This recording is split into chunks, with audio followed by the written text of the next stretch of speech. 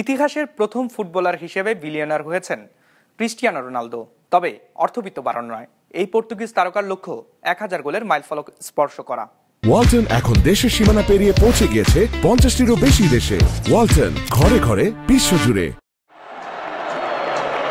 Cristiano Ronaldo, যে নামটি football মাঠে ইতিহাস রচনা করে চলেছে, সেই নাম এবার অর্থনীতি সংক্রান্ত সংবাদে, কারণ প্রথম ফুটবলার হিসেবে বিলিয়নিয়ার হয়েছেন রোনালদো। ব্লুমবার্গের রিপোর্ট অনুযায়ী রোনালদোর সম্পদের পরিমাণ এখন প্রায় 1.4 বিলিয়ন মার্কিন ডলার। মোট সম্পত্তি ও বিভিন্ন খাতে যত বিনিয়োগ রয়েছে সেসব থেকে ঋণের পরিমাণ বাদ দিয়ে সম্পত্তির হিসেব করা হয়েছে।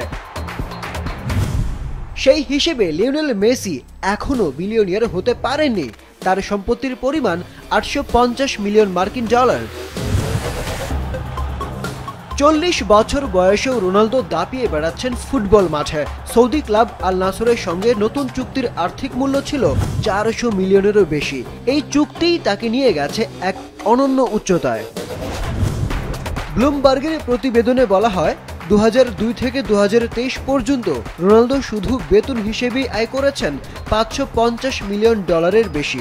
এর সঙ্গে যোগ হয়েছে নাইকির 10 বছর মেয়াদী চুক্তি এবং আরও বহু ব্র্যান্ড, আরমানি, ক্যাস্ট্রল সহ অসংখ্য স্পন্সরশিপ চুক্তি, যা তার সম্পদে যোগ করেছে অন্তত 175 মিলিয়ন ডলার। ক্রীড়া তারকাদের মধ্যে এর আগে বিলিয়নিয়ার হয়েছেন Michael Jordan, Magic Johnson, LeBron James, Tiger Woods ও রজার ফেদেরারের মতো কিংবদন্তিরা। রোনালদোর এই সাফল্য প্রমাণ করে তিনি এমন এক বিশ্ব ব্র্যান্ড যার মূল্য ছাপিয়ে গেছে খেলাধুলার সীমানা। এদিকে ক্রিস্টিয়ানো রোনালদো জানিয়েছেন তার লক্ষ্য এখন 1000 গোল। পর্তুগালের ফুটবল গ্লোবস গালায় রেড কার্পেটে দাঁড়িয়ে এ কথা বলেছেন CR7। ক্লাব ও জাতীয় দলের হয়ে রোনালদোর গোল সংখ্যা এখন 946, অর্থাৎ 1000-এর মাইলফলক ছোঁয়া এখন সময়ের অপেক্ষা।